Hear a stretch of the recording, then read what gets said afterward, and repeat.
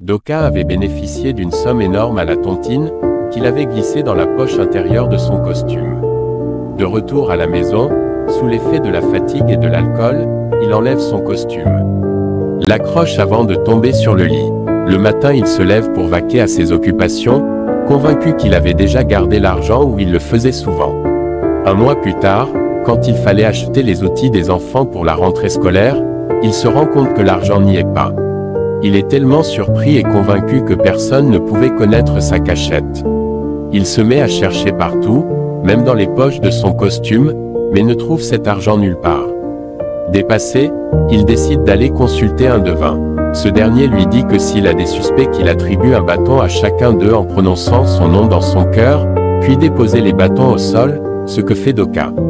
Des 3 bâtons déposés, le devin ne prend aucun. Elle lui dit qu'aucun d'eux n'avait pris l'argent. Pour s'assurer de l'efficacité du devin, il dépose encore 2 bâtons, y compris pour lui-même. Le devin prend son bâton. Le devin le voit embarrassé et lui demande quel est le problème. Il demande au devin comment il peut être lui-même le voleur de son propre argent. Le devin lui répond que cela signifie que l'argent est toujours à sa possession et qu'il doit chercher davantage cet argent chez lui. Doka rentre en se disant que tel qu'il a déjà cherché cet argent, c'est le devin qui s'est trompé. Il décide d'aller consulter un autre devin. Celui-là lance plutôt les corisses au sol et lui déclare que c'est sa première femme qui a pris l'argent. Doka lui dit qu'il a souvent des scènes de ménage avec celle-là, mais il ne peut pas croire que c'est elle, car elle a la crainte de Dieu et que depuis 2 décennies qu'ils vivent ensemble, on n'a jamais prononcé son nom pour un cas de vol. En effet, le devin savait qu'il ne s'entend pas avec cette femme et voulait exploiter la situation pour convaincre Doka à le croire. Le devin insiste et dit à Doka: « Aussi longtemps que je suis devin, je mettrai ma main à brûler que c'est elle. » Doka, après beaucoup d'hésitation et malgré lui, croit au devin.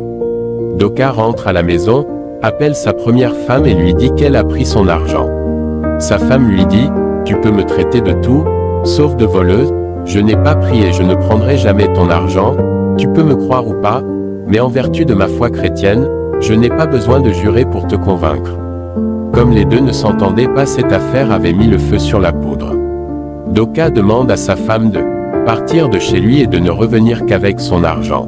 La femme rentre chez ses parents. Le lendemain, son père se rend chez Doka pour lui demander les explications. Doka lui dit plutôt que quelqu'un avait vu sa fille prendre l'argent, qu'il ne veut pas dévoiler son identité et que la femme ne mettrait plus pied chez lui sans son argent. De retour chez lui, le père de sa femme dit à sa fille: « Même si tu as demandé à ton mari de l'argent, il a refusé et que tu as pris par la force, dis-moi, je lui rembourserai cet argent pour que tu rejoignes ton foyer. » Sa fille lui dit: « Je suis née et j'ai grandi dans cette maison, et ce que j'ai un jour été impliqué dans une situation de vol. » Son père dit non jamais.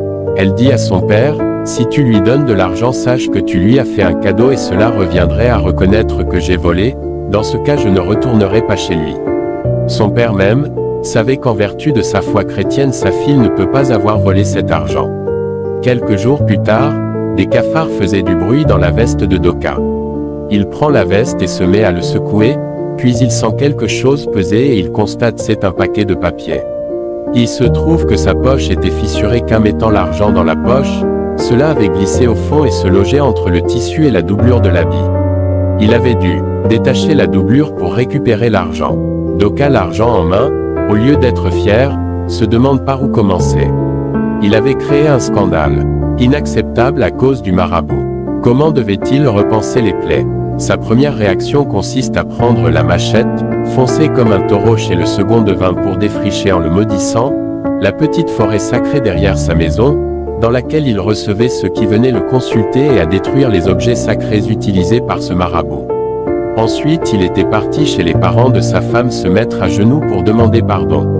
Cette histoire nous apprend à avoir beaucoup de retenue quand nous perdons un bien, de prendre du temps pour chercher sans trop avoir le sentiment d'être très sûr de nous. Accuser quelqu'un de vol est une situation très grave qui a déjà créé trop de problèmes dans les familles, quand l'accusation n'est pas fondée. Avant d'accuser quelqu'un de vol, il faut avoir des preuves palpables.